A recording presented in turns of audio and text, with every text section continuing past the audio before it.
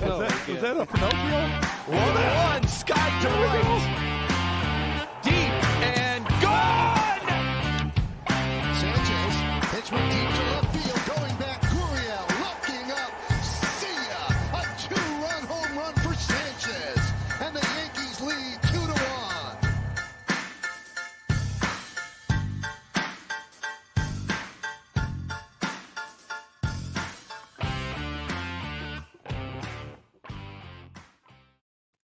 What's up, guys? Welcome to Between the Lines with Tanner Kern, the official, yes, you heard that right, the official baseball show of the Sports 2.0 Network, guys. Hope you're doing well tonight. Thanks for joining me. Before we get into the show, we got a lot of news to cover, but I want to make sure you subscribe to the Sports 2.0 Network on YouTube. We are going to the moon with our subscribers. Yes, you heard me, to the moon. I think we started at 3 subscribers about 2 weeks ago, and now we're at 250 something. So we're going way up. We're getting thousands of views on our videos. Thanks to all you guys. So we really do appreciate that. One more favor to ask, not really a favor. Baseball fans, you're going to want to do this. Head over to baseballspotlight.com.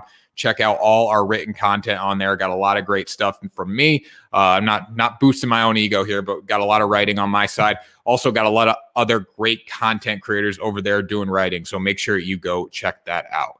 Now, if you saw the cover of the episode tonight, it's Are You Ready for the World Series? Now, people are probably looking at me like I'm crazy saying, World Series, that's not till the fall. Isn't that the fall classic? No, the World Series is tonight, and we get 19 World Series games this year. We got the Dodgers and the Padres going at it tonight. Should be a great game. It's going to be a 3-game series in Petco Park in San Diego. Dodgers, Padres. It doesn't get any better than that. Now, I'm a big Dodgers guy. I love this team. They are the best team in baseball. There's no doubt about it. If someone says they're not the best team in baseball, they are lying because the Dodgers are legit. So we'll look at the NL West here. The Padres 5 games back, Dodgers 1.5 games back of the Giants for first place in the National League West. So this is a massive series.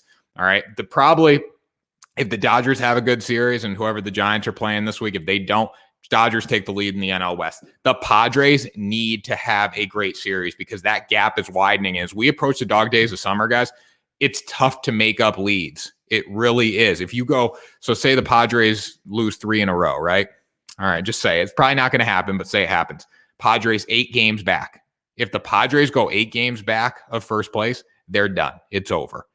They ain't coming back. Not with how well the Dodgers are playing right now. So let's get into it. Let's preview this series. First thing I want to talk about is Albert freaking Pujols. Albert freaking Pujols. One of the best players of all time, obviously. A perennial all-star. He's going to be in the Hall of Fame first ballot, right? Pujols with the Angels batting 198 with 5 home runs. Not very good, but, he's at the tail end of his career. He's getting old. He's getting up there. You look at Pujols with the Dodgers, 263 with 6 home runs. Everyone's talking about all the injuries with Los Angeles, right? You got Betts is still in line. You got Bellinger's hurt. Muncy's hurt. Seager's hurt. Everyone's talking about the injuries. But what about a guy like Albert Pujols? This is a guy that the Dodgers expected to get nothing out of. With the Angels in the bad part of LA down in Anaheim, he's batting 198 with 5 home runs. You go to LA, the main part of LA, Dodger Stadium, where baseball is actually played, he's batting 263 with 6 home runs. This is a guy that they're getting production out of. And you know what? Who cares about Cody Bellinger? I'm saying that, I'm being facetious when I say that. Obviously, Cody Bellinger, Corey Seager, Max Muncy, huge part of this team. But this is what the Dodgers is all about. They get those diamonds in the rough, but they also have the stars. And when you put that all together, it's a winning freaking formula. So here's a clip of Pujols going yard in their last series against the D-backs. Gotta love this. Boom. Down and in. Classic Albert Pujols swing. And that's what he's been doing with the Dodgers. He's been putting the ball in play, and good things happen when you put the ball in play. Look, Seager loves it. Betts loves it. They all love it. Diamondbacks don't love it. The Dodgers are coming off a sweep of the Arizona Diamondbacks. The Padres are coming off a sweep of the Cincinnati Reds. But again, critical series here. Padres 5 games back. Dodgers a game and a half back of the Giants for first place. Are the Giants going to be able to keep the steam going? I don't think they are, but this is a huge series in the National League West. Everyone's talking about Wander Franco, and I'm going to talk about that a little later. But this is bigger news than Wander Franco. Dodgers-Padres is always bigger news than Wander Franco. This is the World Series. So let's get into it tonight. Pitching matchups. This series is loaded with star power. I mean, that's what it's all about in California, out in LA and San Diego. Freaking star power. Julio Urias versus Yu Darvish in game 1. We're really going to focus on that, but I want to touch on the game 2 and game 3 right now before that. So Kershaw, Snell. I mean, does it get better than that? Does it get any better than that? Clayton Kershaw. I know Blake Snell has not had a great year. He's not pitching like he was pitching in Tampa Bay last season, but we're talking about Clayton Kershaw. We're talking about the greatest pitcher of this generation. On a Tuesday night, can't beat that. Then you got Bauer and Musgrove. Bauer, the reigning Mickey Mouse Cy Young winner, Trevor Bauer against Joe Musgrove. Gotta love it. These guys all have low ERAs. They can all strike out batters, and it's going to be one hell of a pitching matchup throughout this whole series. But let's focus on tonight, because you know what, my prediction for game 2 and game 3 could change off what happens tonight. But I do like the Dodgers tonight. You can get the Dodgers on positive odds on FanDuel Sportsbook, so make sure you go do that right now. They were plus 120 this morning. I locked them up at plus 120 on Parlay Power Hour. That is the bet you want to make tonight, because you know why? The Dodgers are an underdog tonight. Are you kidding me? The Dodgers are the best team in baseball. There's no doubt about it. So Julio Urias is going tonight. Let's talk about Julio Urias. 9-2 on the season. This is a guy that the Dodgers put at the back of their rotation. This is a guy that nobody thought was going to do a damn thing. This is a guy that the Dodgers had pitch out of their bullpen for the past few years. And look at him. He's taken on David Price. Get out of here, David Price, former Cy Young winner. You go to the bullpen. This is my rotation. Number 5 in the rotation. This guy's 9-2 on the season. He's got a 3.5 ERA. The ERA is not great, obviously. 3.5 is not superb, but it's not a 4. It's not a 4. That's a strong pitcher. If you can get a 3.5 ERA out of your number 5 pitcher, you're doing freaking great. All right. This is a guy that can strike out batters. He's got 80 strikeouts and 71 innings of work. Now, he is going against Yu Darvish tonight. That's going to be a bit of a challenge. The Dodgers don't have their big dudes in the lineup with Bellinger, Seager, Muncy. They're all in the 10-day DL, as I said before. That's fine, because you got guys like Albert Pujols. You still got Justin Turner in line. You still got Mookie Betts. They can still do damage. Yu Darvish having a great season, 6-2, 2.57 ERA. He's been fantastic. You know, will he be fantastic tonight? Probably. It's going to be a good game. That's what it's going to come down to. It's going to be a good game. But one thing for the Padres, they do have their X factor back in the lineup, Fernando Tatis Jr. He will play on Monday. He left the game this weekend against the Reds because he dove to his right, injured his shoulder. The guy's prone to injuries. I don't know why the Padres gave him as much money as they did without seeing how healthy he's going to be. I mean, he's on a 13-year contract or whatever. It's going to be a long 13 years with him. He's already got injured four times this year. Now, I'm not saying he's not good. I mean, he's going to be in the home run derby. He's going to be an all-star, and he's played in 70% of the games because of injuries. But he's still the most exciting player in baseball. I'm not going to call him the best player in baseball. But Fernando Tatis, look for him to be an X factor tonight. I think he takes Julio Urias yard, but I do ultimately think the Dodgers win. This is a game you want to watch. If you're on the East Coast, stay up. Stay up. If you're a baseball fan, you will stay up. The game starts at 10:30, I believe, 10:05, first pitch. So make sure you stay up and watch this. It's going to be electric. This is the World Series. You look at the American League. Everyone in the American League is just not good at baseball. Again, everyone gets after me for saying, oh, teams aren't good, teams suck. Well, they do. When you look at compared to the Los Angeles Dodgers and the San Diego Padres, there are teams that suck. Everyone sucks compared to the Dodgers, the Padres, the Giants. And the Giants are playing a lot better than they are right now. So the Giants could suck compared to the Dodgers in a month. We will see. But watch out for this game again. Let's look at Pujols one more time.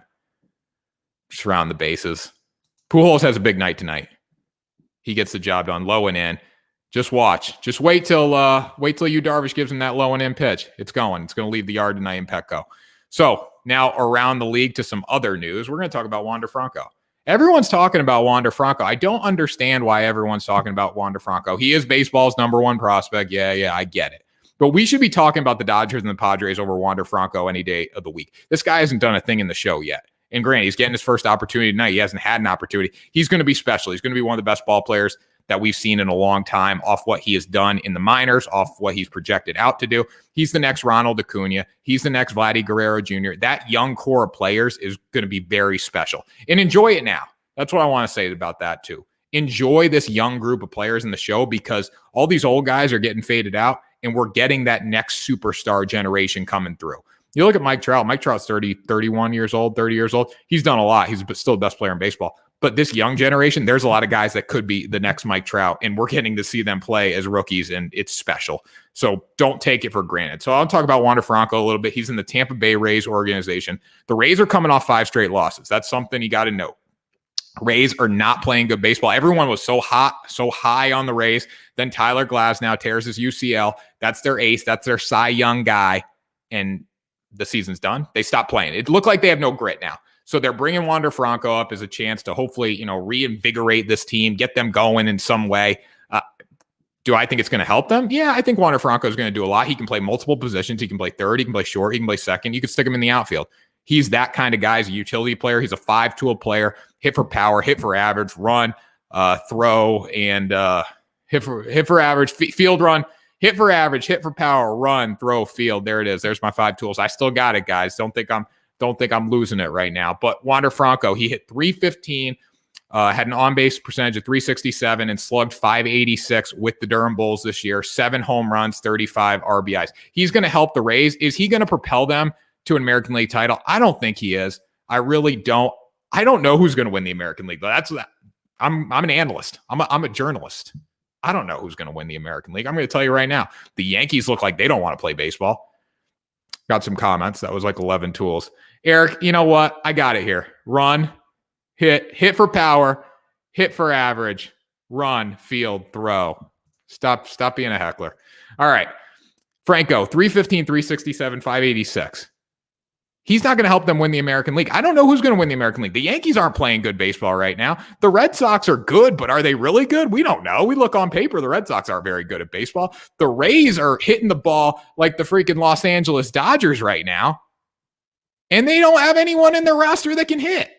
Toronto makes too many mistakes. I'm not worried about Toronto. So the American League East is going to be a good race. But is Franco going to help? I don't know. Here's what he can do. Look at him at the AAA level. Boom. Low fastball.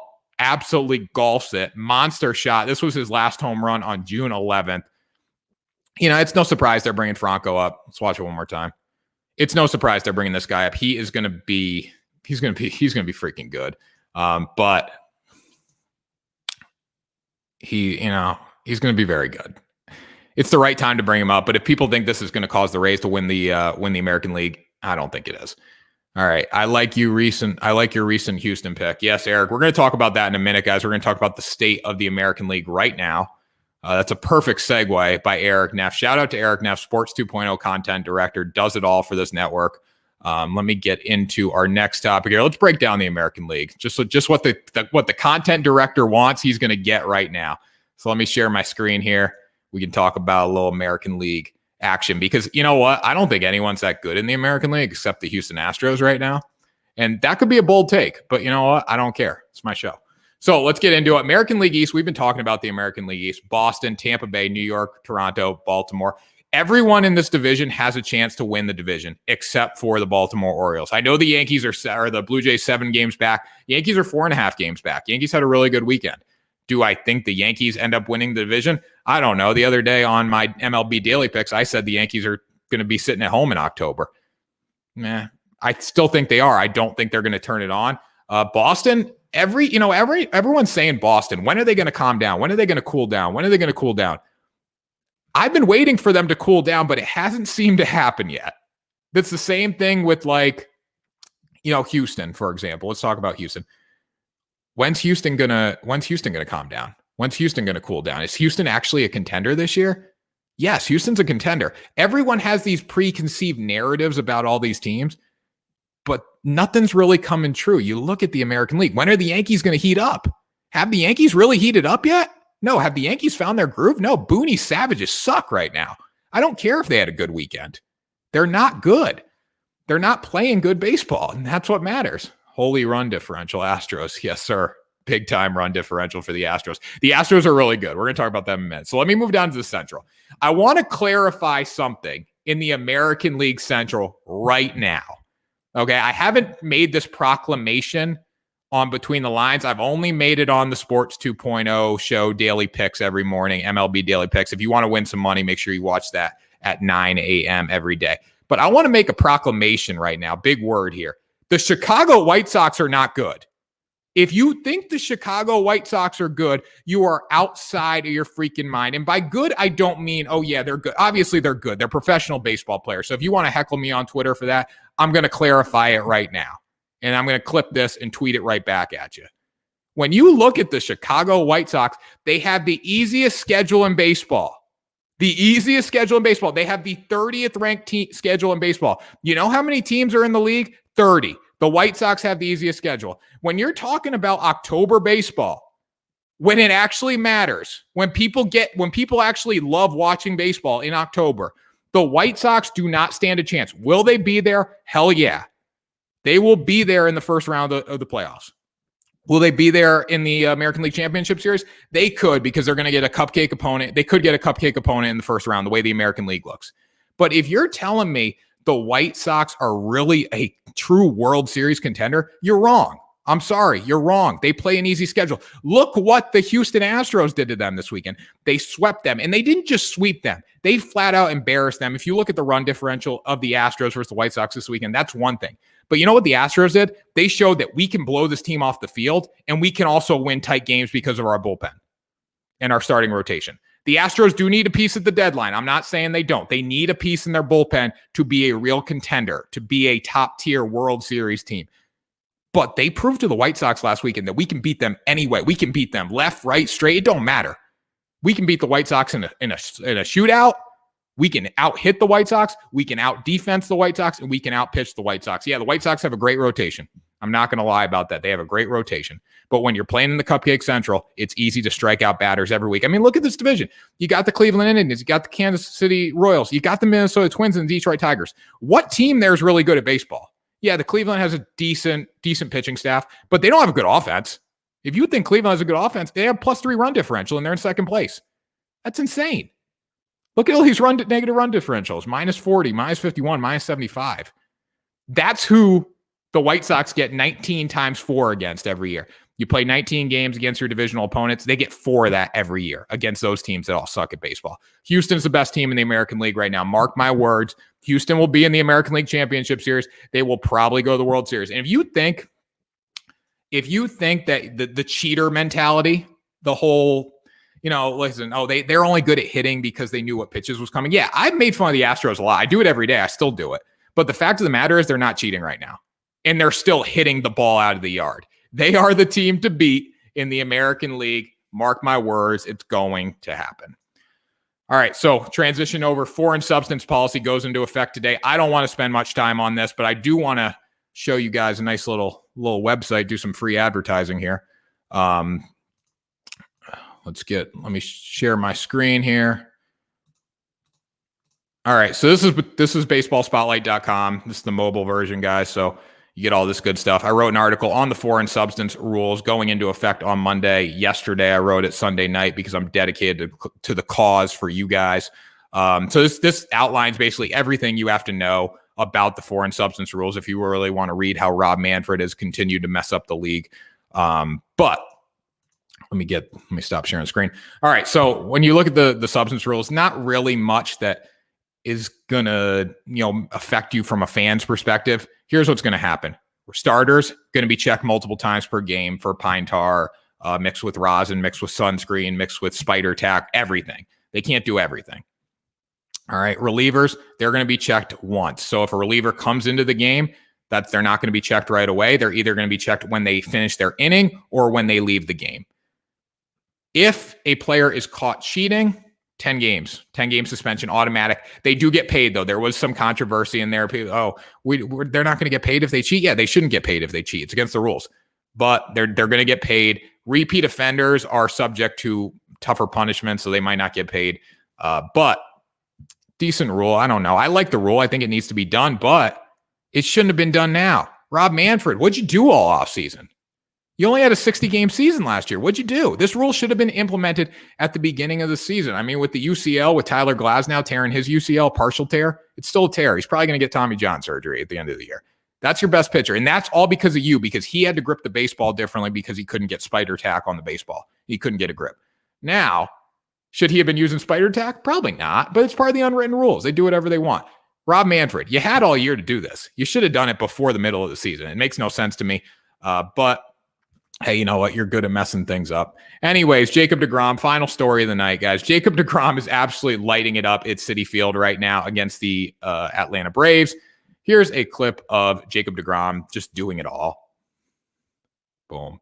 That pitch came back at him at over 100 miles an hour, just to let you guys know that. Look at the reaction time on Jacob freaking deGrom. Come on, let's go. Let's go. Get off the field. Let's go. Look at this. Boom. It didn't even flinch. The second baseman, I couldn't see who was playing second base there. He backed away. He moved away from that. That was coming at 100 miles an hour. He knew he was getting that ball. He backed away from it. Jacob deGrom said, hit it right at me. It's an easy out. Jacob deGrom can flat out do it all through 5 innings tonight versus the Braves. 0 runs, 6 strikeouts, 1 hit, 2 walks. Jacob deGrom is really good at baseball, if you didn't know that. But here's the thing about Jacob deGrom I'm a little worried about. This guy's not a spring chicken. He's pretty old. He's 31, 32, 33 in that range. He's early to mid 30s. He's getting up there. Still got a lot of good pitching left. Don't get me wrong. But 3 weeks ago, he leaves with an injury, an elbow injury. Then it's a back injury. Now it's a side injury. Tonight, he seems good. I have not checked the score. If anyone has the score and wants to comment, it that works for me. But I have not checked the score tonight. I don't know if they put him out there for the 6th inning. But I mean, like, he's getting old. He's getting injured. That scares me a little bit. Still got a lot of great, pitching left in him. But it's scary. It's scary to see him get hurt every week. Like, I'm stressed when I know Jacob deGrom's pitching because I don't want to see this guy leave. This guy's great for baseball, and he's great for the New York Mets. If the Mets lost Jacob deGrom, the Mets could kiss the National League East goodbye. And the National League East is horrendous. Don't get me started on the National League East. Braves barely cracked 500. They might still be below 500. I haven't even looked, but they were going into the weekend. They were below 500. That's bad. That's really bad. That's a team that was supposed to win the National League East. So Jacob deGrom is the key to their success. He can do it all. Bottom line, I really just wanted to show a Jacob deGrom clip because why not? I love Jacob deGrom, and I think everyone does. He's good for the sport. One more time. Why not? Can't hurt. Boom. Right back at him. He don't care. He's that good at baseball. So that does it, guys, for tonight's episode of Between the Lines. Padres up 4-3 in the season series. The Dodgers are going to even it to 4-4 tonight. They'll probably be up 6-4 by the by Wednesday. They'll get a sweep, maybe. I don't know. I think Dodgers take 2 or 3, honestly. But hey, you never know. It's baseball. It's the World Series. Enjoy it, guys. We only have 7, so we got 12 more of these games left, including tonight. So enjoy this before we see it in the postseason, which is going to be really, really fun to watch. So that does it, guys. Subscribe to the Sports 2.0 Network on YouTube. I know who watches this. I know who's subscribed. So I will call you out on this show. So make sure you do it, guys. And visit baseballspotlight.com for all the great baseball content that we have to offer here on the Sports 2.0 Network. That does it for tonight's show, guys. Have a great night, and I will talk to you tomorrow morning, 9 a.m., MLB Daily Picks. Make sure you're there, guys. See you soon.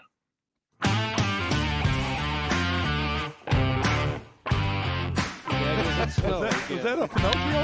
1-1, Scott to right.